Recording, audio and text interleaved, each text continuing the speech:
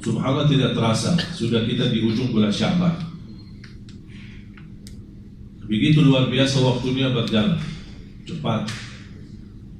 Dan nanti di hari kiamat Allah tidak akan ditanya berapa usiamu, berapa bulan Ramadan Anda jumpa, berapa bertemu Lailatul Qadar, berapa kali i'tikaf dalam usiamu. Allah SWT tidak akan bertanya berapa banyak ibadahmu atau berapa banyak atau usia-usia, tapi yang akan ditanya apa yang Anda isi dalam usiamu. Terutama yang muda, lan tazula qadama 'abdin yaumul qiyamah hatta yus'ala an arba'. Tidak akan tergeser kaki seorang sebagaimana kata Rasulullah SAW di hari kiamat sampai Allah SWT memberikan 4 pertanyaan. An umurihi fima afnah, pertama umurnya apa yang kamu isi. 10 tahun, 50 tahun, 60 tahun, 70 tahun, sampai ada 100 tahun. Allah tidak peduli berapa panjang usiamu, tetapi isinya apa. Makanya ada sebagian para sahabat ketika ditanya berapa usiamu, dia berkata 10 tahun.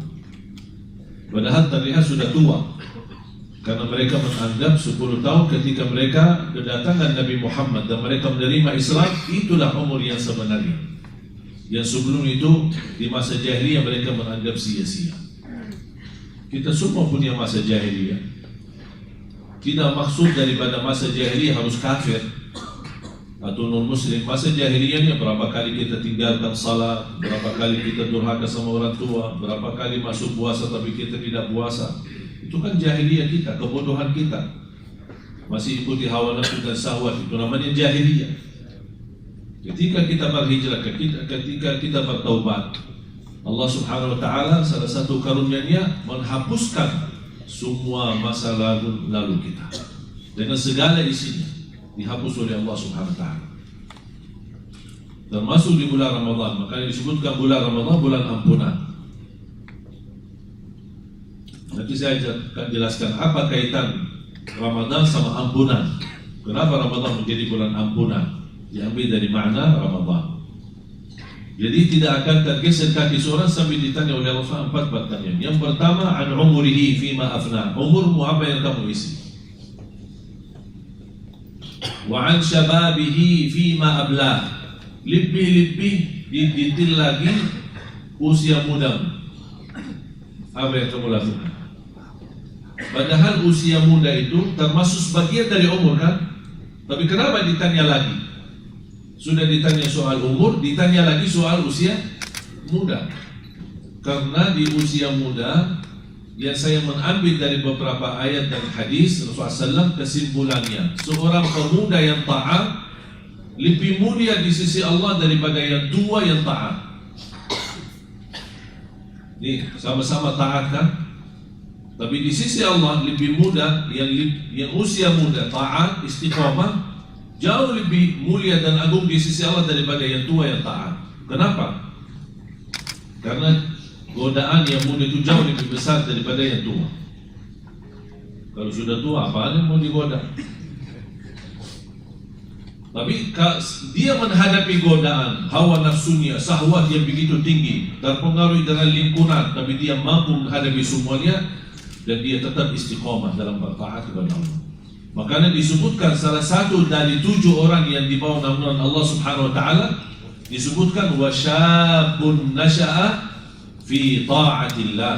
Seorang pemuda yang bisa menjaga diri dalam taat kepada Allah Subhanahu. Disebutkan sampai dia memiliki keistimewaan di hari kiamat di bawah naungan Allah Subhanahu wa taala hari kiamat.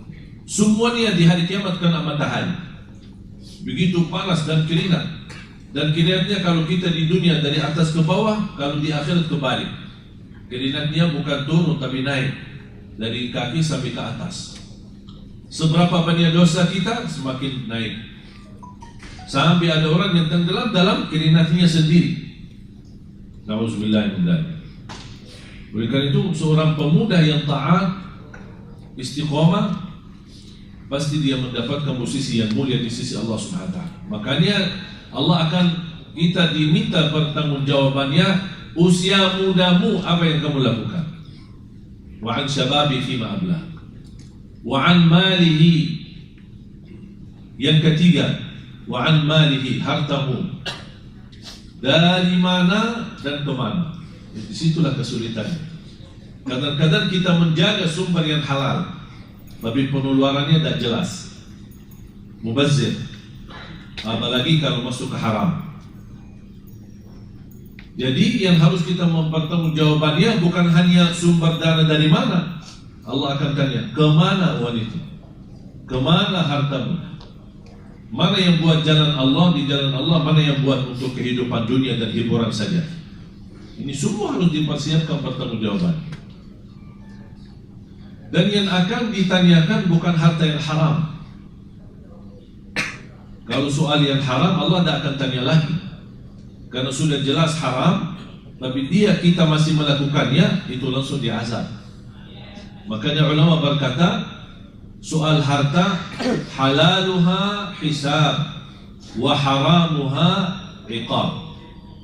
Harta yang halal bakal dihisab, padahal halal, bersih, tapi bakal dihisab. Dari mana dan kemana. Wa haramuha, harta yang haram tidak akan dihisab, tetapi langsung diazab. Nauzubillah. Jadi dari mana dan kemana. Dan banyak kita lihat orang yang memiliki kemampuan, seberapa persen yang dia untuk umat, untuk lillahi ta'ala, dan seberapa persen yang dia gunakan untuk dunia. Ketika masuk rumah orang yang kaya, hiasannya saja bisa miliaran. Berhiasan sana sini, di ruang ini, di ruang itu. Ini bakal dipertanggungjawab. Memang halal, usahanya halal, bisnisnya halal, tidak pernah dia mau yang haram. Tetapi begitu kemewahan, ini bakal ditanya oleh Allah Subhanahu wa ta'ala, dan persiapkan pertanggungjawabannya di hadapan Allah. Jadi Islam tidak mengharapkan kita senang menikmati harta kita, tetapi ada batas. Ada batas. Hiburannya pun ada batas. Kesenangannya ada batas. Karena kita di dunia ini bukan untuk berhiburan, bersenang-senang. Kesenangan itu menjadi sampingan saja, tapi utama hidup kita di dunia, wa ma khalaqtul jinna wal insa illa liya'budun. Bagaimana kita bisa menjaga kemuliaan kalimat la ilaha illallah, menjaga sampai kita wafat, dan insyaallah kita wafat dalam mengucapkan la ilaha illallah. Terus yang keempat pertanyaannya, wa an ilmihi madza amila bihi. Dengan ilmumu apa yang kamu amalkan. Allah tidak akan tanya berapa banyak belajar, berapa majlis ta'lim Anda hadir, berapa guru kamu, berapa Anda mendengar ceramah sana sini, berapa Anda mendengar di YouTube. Allah tidak tanya itu. Tapi ditanya amalannya apa. Sudah belajar? Ya. Amal? Belum ada. Oleh karena itu, sebaik-baik ilmu yang kita mampu mengamalkan. Dalam istilah ilmu nafi' diikuti dengan amalun salih. Walaupun amalan yang kita lakukan tidak sempurna sesuai ilmu yang kita dapat, tapi sudah ada ikhtiar, sudah ada usaha. Ya Allah, itulah kemampuan kami. La yukallifullahu nafsan illa usaha. Fattaqullaha mastata'tum. Bertakwalah kepada Allah sesuai kemampuan. Rasulullah SAW bersabda, "Idza amartukum bi amrin fa'tu minhu mastata'tum." Kalau aku perintahkan kalian, lakukan apa yang kalian mampu. Apa yang kita mampu. Rasulullah SAW sudah mencontohkan banyak dari sunnah-sunnahnya. Mana yang kita mampu jalankan, kita jalankan. Istilahnya, kalau tidak bisa semuanya, jangan tinggalkan semuanya. Mana yang kita bisa, kita lakukan. Ada niat, ada ikhtiar. Aku bisa ini, aku bisa misal jaga tahajud walaupun hanya 2 rakaat. Ada orang lain bisa 4 rakaat. Ada orang lain bisa sampai 10 rakaat. Itu kan beda-beda kemampuan. Asal jangan sampai satu malam lewat belum salat malam sama sekali. Paling tidak witir. Kalau tidak bisa tahajud, tidak bisa salat malam, paling tidak witir. 2 rakaat salam, kemudian 1 rakaat. Anda sudah termasuk ahli witir. Dan itu wasiat Rasulullah SAW kepada Abu Hurairah, kepada Abu Dzar radhiyallahu anhu. Abu Hurairah berkata, "Ausani khalili wa an utira qabla an anam." Jaga witir sebelum tidur. Saya punya kebiasaan habis salat Isya, sunnah ba'diyah, kemudian 2 rakaat, baru kemudian 1 rakaat witir. Niat itu sudah kebiasaan. Pulang ke rumah beraktivitas, ada jadwal, ada mana-mana, pulang ke rumah sudah malam, tidur, istirahat. Kalau sempat tahajud, alhamdulillah. Tidak sempat tahajud, sudah alhamdulillah menjadi ahli witir karena sudah salat witir. Kalau sempat tahajud, sesudah tidur, sebelum azan subuh, boleh anda tahajud tapi tidak boleh witir lagi karena sudah witir duluan. Jadi paling tidak kita jaga witir. Bahkan sebagian ulama tidak bisa menerima saksi pernikahannya seorang kalau dia tidak menjaga witir. Coba kalau setiap ada pernikahan ada 2 saksi, kita tanya, Pak sudah witir belum? Jangankan witir, salat jamaahnya kadang-kadang orang. Saya pernah hadir di salah satu acara pernikahan di Madinah, dan yang memimpin acara seorang ulama, ya macam kantor KUA yang kalau di sana. Terus ada 2 saksi dari pihak keluarga. Ditanya, untuk salat di masjid berjamaah tidak? Ya kadang-kadang, oh maaf saya tidak terima saksi. Cari orang yang salat jamaah di masjid. Karena dianggap orang yang tidak menjaga salat berjamaah di masjid itu kurang amanah dan tidak sah jadi saksi. Coba kalau setiap ada orang pernikahan kita tanya, malu ya? Di mana salat jamaah, di mana masjidnya? Udah tahu kan? Jadi berat. Begitu luar biasa, luas mempelajari agama. Makanya jemaah sekalian, jalani apa yang kita mampu. Wa an ilmihi madza amila bihi. Termasuk bulan Sya'ban. Bagi ahlul Quran, mereka menjadikan bulan Sya'ban bulan khatam Al-Quran, bukan bulan Ramadan. Mulai dari Sya'ban mereka berbanyak khatam Al-Quran. Kenapa? Mempersiapkan diri sebelum masuk Ramadan. Begitu masuk Ramadan mereka lanjut khataman. Sampai Imam Syafi'i 60 kali khatam di bulan suci Ramadan. 60 kali berarti dalam satu hari 2 kali. Coba kita tanya berapa kali kita khatam. Jangan-jangan seumur hidup 1 kali sudah bikin acara syukuran lagi. Bayangkan berapa kita hijrah. Ada istilah hijrah kepada Allah, ada hijrah kepada Al-Quran. Ada orang hijrah tinggalkan Al-Quran, atau hanya dia ingat Al-Quran pas Ramadan. Begitu habis Ramadan dia masukin dalam lemari lagi. Ya insyaAllah ketemu Ramadan yang akan datang ya.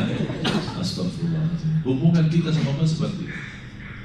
Ada orang bertanya, zaman dulu orang banyak pemuda hafiz Quran, banyak yang semangat belajar Al-Quran. Gimana kira-kira waktu dan keberkahan mereka yang dapat sampai bisa? Saya bilang sama aja seperti kita sekarang. Kita sekarang memegang HP, sama dulu mereka memegang Quran. Maka mereka lebih banyak bisa hafal Quran, kita lebih banyak bisa hafal cat-cat yang ada di HP.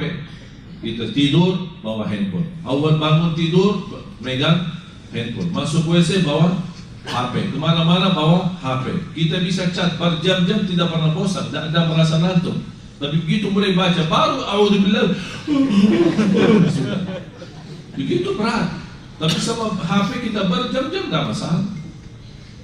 Dan bahkan kita mampu pesan menerima atau membalas semua pesan-pesan yang ada di HP kita.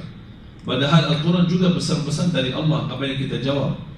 Allah kirimkan pesan itu dalam Al-Quran. Itu masjid-masjid dari Allah, apa yang kita jawab, apa yang kita gunakan. Jangan-jangan nanti datang hari kiamat, ya Allah saya belum dengar pesanmu ya Allah. Saya belum tahu apa SMS darimu ya Allah, apa kiriman darimu ya Allah. Itu sudah 30 juz Al-Quran. Makanya kata ulama, barang siapa yang ingin kenal Allah Subhanahu, ingin berbicara sama Allah, jaga salat. Barang siapa yang ingin mendengar Allah berbicara, bacalah Al-Quran. Allah bicara sama kita. Apalagi kalau setiap kita baca Al-Quran, kita sendiri merasakannya, itu pesan untuk saya. Ya ayyuhalladzina amanu, oh yang dimaksud saya. Perintah, oh Allah perintahkan saya. Ada larangan, Allah ingatkan saya. Kalau Allah bahas soal orang munafik, oh jangan-jangan yang dimaksud saya. Kita membaca Al-Quran seperti ini agar kita semua isi Al-Quran menjadi pelajaran buat kita. Dan ketika Rasulullah SAW salat, kenapa bisa salat panjang ya Rasulullah SAW? Karena Rasul bukan hanya sebatas membaca dalam salat, tetapi setiap ada ayat rahmat di dalamnya, Rasul berhenti sebentar dan memohon rahmat. Ketika ada ayat surga, Rasul berhenti dan memohon surga. Ini dalam salat. Ketika ayat neraka, Rasulullah SAW berhenti, na'udzubillah dari neraka, berlindung kepada Allah dari siksa neraka. Ayat ampunan, berhenti dan memohon ampunan. Makanya panjang salat Rasulullah SAW. Memang betul Rasulullah SAW salatnya 11, tidak pernah lebih, sebagaimana kata Siti Aisyah radhiyallahu anha. Tapi tanya bagaimana cara 11 Rasulullah SAW. Jangan yang diributkan jumlahnya, setiap tahun kita ribut tarawih 11 atau 23. Tapi yang ditanya caranya kita tidak dibahas. Padahal cara Rasulullah SAW salat sampai 1 rakaat aja bisa mencapai 700 ayat. Makanya sampai bengkak kakinya. Dan insya Allah saya yakin kalau kita menjalani sunnah Nabi SAW seperti ini, insya Allah tidak ada yang salat di belakang kita. Siapa yang mampu tahan sampai 700 ayat? Oleh karena itu jamaah sekalian, itulah kembali fattaqullaha mastata'tum, jalan sesuai kemampuan kita. Fattaqullaha, bukan masalah jumlahnya tapi isinya. Salat yang tenang, salat yang khusyuk, bacaan imamnya yang enak. Biar bagi jamaah yang awam, yang belum banyak belajar Al-Quran, setiap malam mendengar bacaan yang bagus, pasti bakal belajar, pasti bakal bisa. Kalau selama 3 malam kita salat tarawih tidak dapat belajar Al-Quran, hanya suratul Fatihah, wallahi syukur nikmat. Anda kalau bisa membenarkan suratul Fatihah saja. Kenapa? Tidak sah salat kita kalau tidak baca Al-Fatihah dengan benar. Sebagaimana kata Imam Nawawi, ada 14 tasdid di dalam suratul Fatihah. Tertinggal 1, batal salatnya. Coba kita pernah belajar enggak? Pernah tanya sejauh mana bacaan Al-Fatihah saya benar atau tidak? Paling baca Al-Fatihah. Al-Imam Abu Abdurrahman As-Sulami, Abdullah bin Abdurrahman As-Sulami, seorang imam tabi'in di Ahlul Quran. Dia belajar Al-Quran sama Abdullah bin Mas'ud radhiyallahu anhu, sama sahabat Rasulullah Ali bin Abi Talib, sama sahabat Rasulullah Uthman bin Affan, sama sahabat Rasulullah Zaid bin Thabit, sama sahabat Rasulullah Uthman bin Affan. Jadi ada 5 sahabat Rasulullah, Abdullah bin Abbas. Beliau belajar Al-Quran sama mereka. Selesai dia belajar dan dia mendapatkan ijazah sanad silsilah ilmu belajar sama guru-guru yang sahabat Rasulullah. Beliau habiskan usianya lebih dari 70 tahun hanya mengajar anak-anak Al-Fatihah. Ditanya, dia bilang, saya dapat hadiah besar kalau anak-anak ini bisa baca Al-Fatihah dengan benar. Itu sudah cukup bagi saya. Padahal juga belajar banyak, tapi dia mengajarkan suratul Fatihah. Saya pernah membaca salah satu wirid Imam Ibn Taymiyah lepas salat subuh sampai terbit matahari, hanya baca Al-Fatihah sampai berkali-kali. Karena sudah mereka meyakini bagaimana keberkahan dan kemuliaan yang ada di dalam suratul Fatihah. Ilmu, akidah, tauhid, tawakkal, isti'anah, semua ada di dalam suratul Fatihah. Qala Imam Qayyim, barang siapa yang memahami suratul Fatihah, semua isi Al-Quran, semua ilmu kembali pada Al-Quran, dan semua ilmu yang ada di dalam Quran kembali pada suratul Fatihah. Dan semua inti daripada isi suratul Fatihah, iyyaka na'budu wa iyyaka nasta'in. Maka Imam Qayyim bikin buku sangat bagus. Saya usulkan kalau Anda bisa beli buku ini atau bisa download di internet atau di Syekh Google. Tahu kan Syekh Google? Ya. Bukan di Syekh Google ada. Apa nama bukunya? Madarijus Salikin fi Manazil Iyyaka Na'bud wa Iyyaka Nasta'in, karya Imam Ibnu Qayyim rahimahullah. Buku ini sangat bagus, mendalami, dan sudah ada bahasa Indonesia, mendalami suratul Fatihah dengan luar biasa. Kita bisa mendapatkan wawasan yang sangat luar biasa. Al-Fatihah kita baca 17 kali, masa kita tidak fahami isinya dan makna. Para jamaah sekalian dimuliakan Allah Subhanahu wa taala, kesempatan bagi kita. Mudah-mudahan kita bertemu Ramadan dalam keadaan sehat walafiat. Mudah-mudahan kita bisa menjadi orang-orang yang benar-benar bisa mendekatkan dirinya kepada Allah di bulan suci Ramadan. Ramadan kaitannya dengan ampunan. Kenapa selalu kita mendengar Ramadan kesempatan diampuni dosa kita, bahkan bebas dari neraka jahanam? Karena diambil dari makna kalimat Ramadan tersendiri. Kalimat Ramadan sendiri itu memiliki makna kepada ampunan. Ramadan diambil dari makna ramdah. Apa itu ramdah? Padang pasir. Biasanya padang pasir, apalagi di musim panas, kalau kita ke padang pasir, jadi pulang ke Indonesia lagi, tambah putih atau tambah hitam? Hah? Hitam atau putih? Hitam. Kenapa? Kok bisa ke padang pasir tapi pulang hitam? Kenapa? Karena suasana, cuaca yang begitu panas, kering, matahari lagi, pasti akan pulang dari sana udah hitam. Makna daripada Ramdha dan Ramadan, kalau Ramdha adalah padang pasir, mampu membakar kulit kita. Ramadan mampu membakar dosa-dosa kita. Sudah faham makna? Jadi itulah makna kaitan. Kenapa ada kalimat Ramadan di situ? Karena Ramadan intinya membakar dosa kita. Sebagaimana padang pasir dalam bahasa Arab, Ramdha adalah mampu membakar kulit-kulit kita. Makanya Rasulullah SAW ketika naik mimbar, saya akhiri hadis ini, ketika Rasulullah SAW naik mimbar, datangnya malaikat Jibril. Qul amin, katakan amin. Rasul amin, mengucapkan amin. Naik lagi satu langkah. Qul amin, katakan amin. Rasulullah SAW menjawab amin. Naik tingkat yang ketiga, katakan amin. Kata Rasulullah SAW amin. Baru Rasulullah SAW bertanya, ya Jibril, apa ini? Kena amin, amin, amin sampai 3 kali. Ketika Rasulullah SAW berdiri di atas mimbarnya, sahabat pun bertanya, ya Rasulullah, apa yang dimaksud amin, amin, amin? Rasulullah SAW menjawab, atani Jibril. Baru saja datangnya malaikat Jibril, dan dia berdoa dan minta sama saya untuk mengaminkan doanya. Coba, yang doa malaikat Jibril, yang mengamini doanya Nabi Muhammad. Kira-kira makbul tak doa ini? Luar biasa. Dan doa ini sangat sensitif. 3 isi doa ini.